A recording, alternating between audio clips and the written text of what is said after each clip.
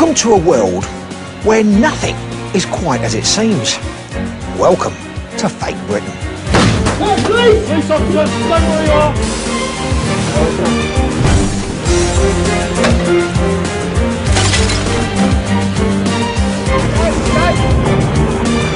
You're under arrest. In this series, I'm going to be investigating the world of the criminals who make their money at your expense. And I'm going to be showing you how not to get ripped off. Today on Fake Britain, we go on the trail of the diesel fakers. We'd like to get in, HM Revenue and Customs.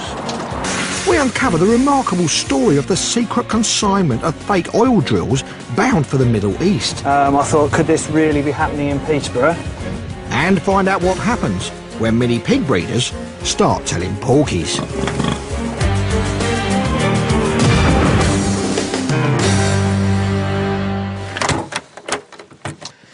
Now, we all lock up our homes securely from intruders when we go out, but worryingly, it's not just burglars who threaten our security.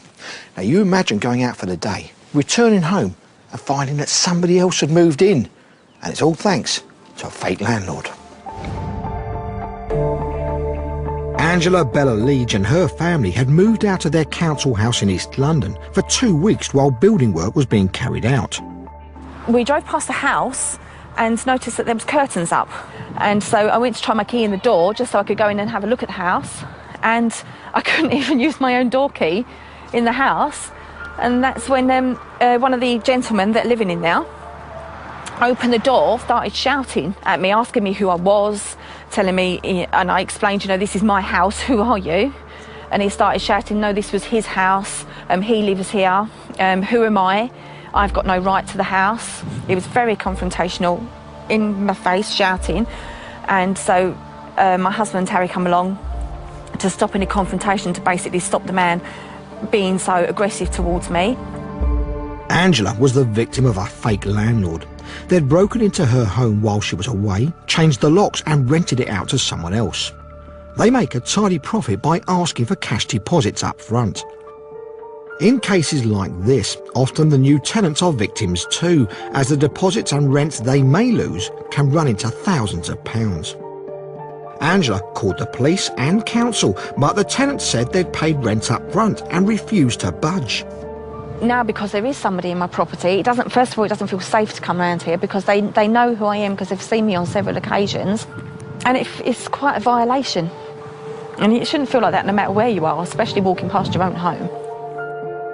Angela was left with no option but to stay here in the temporary accommodation the council had moved her into. You have to excuse the stairs. We've not even laid carpet because we don't know where we're going to be living week to week.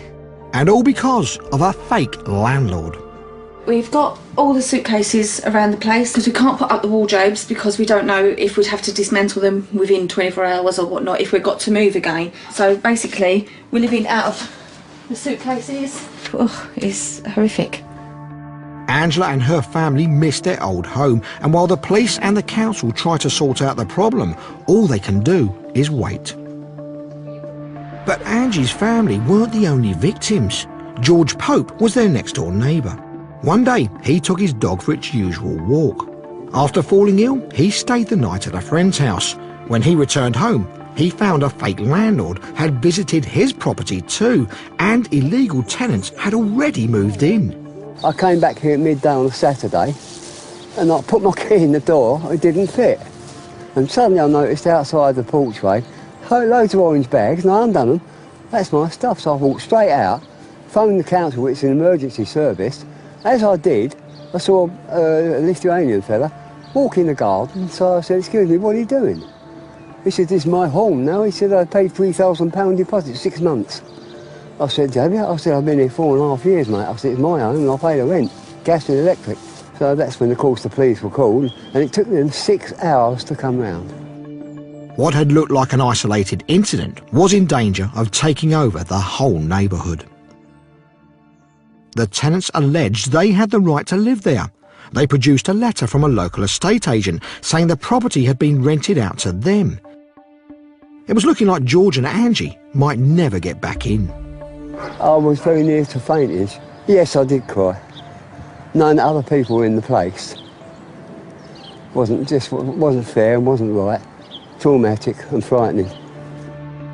After 2 weeks, the police eventually got hold of the copy of the letter. They have a legal document, a headed document, but it was fake, it was false. But finding out the letter was faked was one thing. Getting the tenants out was quite another. They weren't answering the door for anybody. The whole thing was extremely traumatic, and I was sort of shaking and shivering a lot of the time. Never again, please, anything like it.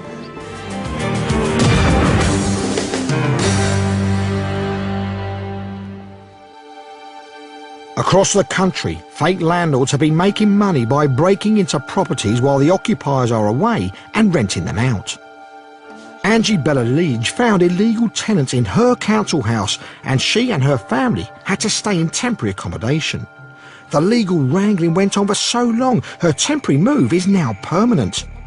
And 72-year-old George Pope is another victim of fake landlords, but today is the day he finally gets his home back.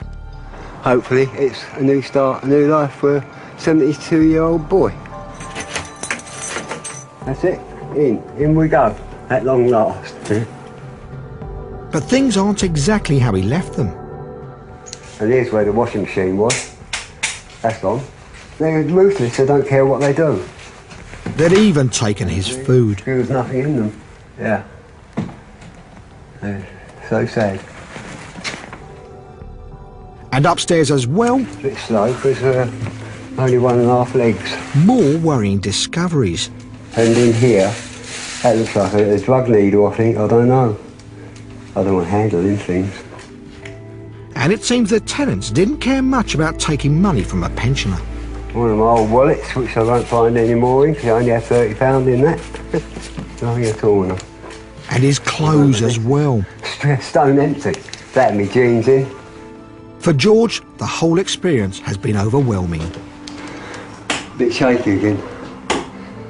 Glad to be home, but, you know, it's going to take a little while to settle in here. But I'm home, I suppose. I've got to look at it that way and try and keep bright and happy and positive.